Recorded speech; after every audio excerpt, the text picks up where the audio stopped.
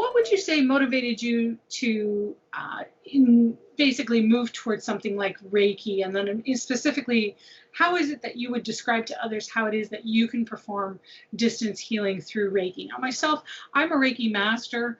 It is something that I wanted to go through, a process that I wanted to go through for myself. Now, of course, I embrace more of my psychic side, etc. That's the area that I'm concentrating on.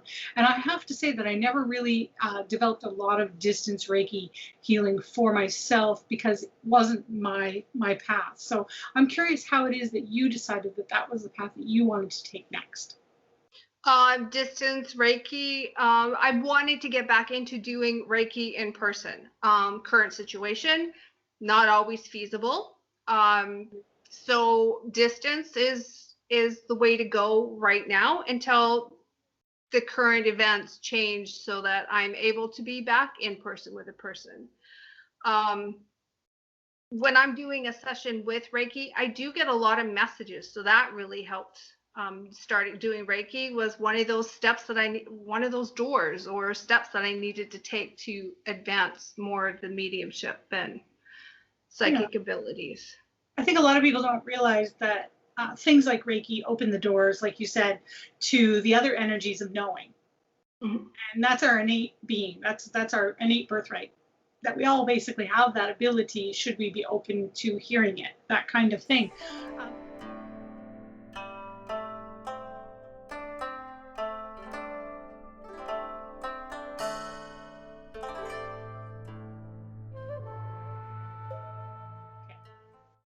We talked a little bit earlier about people not believing us or not believing in, our method of how we interact and relate to the world. Thus, your imaginary friends when you were little, or what you thought was imaginary friends. How would you convince people that distance Reiki is possible? Well, if a client called you up and said, I'm really curious about the service that you have, but I need a little more convincing before I go through it. What for me how is this going to be beneficial to me? Well, distance Reiki is done through like quantum physics. So there is no space in time. So what I'm doing here, you will feel the effects there. Somehow quantum physics, that's the left side of my brain that does not operate all the time. I'm right there with you. It never used to be that way for me. I was very left and analytical, etc., that kind of thing. But over the years of doing this work, I'd have to say that some things I just don't need to know, and when I need to know it, I will know it. Yeah. Right. So it's sort of like I get it. I get the concept. I don't have to be able to know every little nitty-gritty bit for it to work.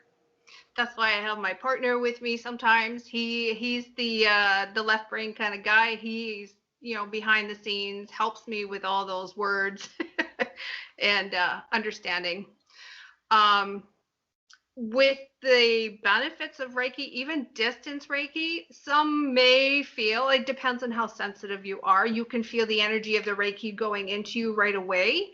But for most, I find even when in person, the sessions, you may not feel anything, you're getting a rest, but over a period of time, you will notice that your stress reduction your stress has reduced greatly. You're sleeping better.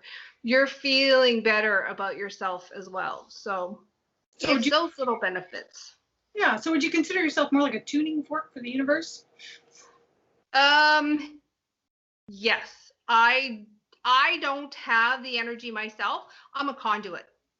I just energy comes through and goes through me towards you. I'm just a conduit, a megaphone.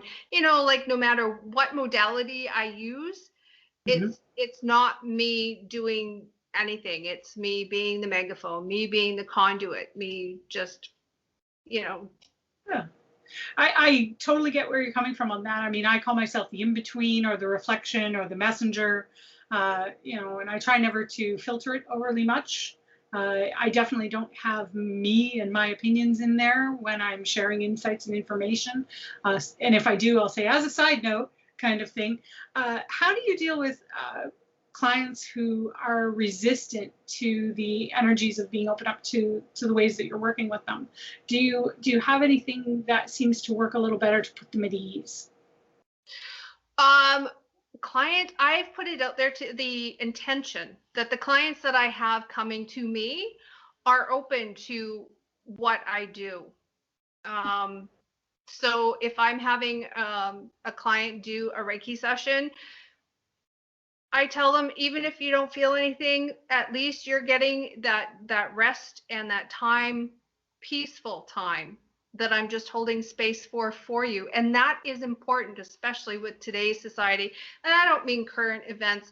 I just mean the very busyness of life before 2020 started. Yeah, and that's a very good point. For you, how do you maintain your equilibrium to be able to hold that space? What are some of the things that you do in order to be that facilitator?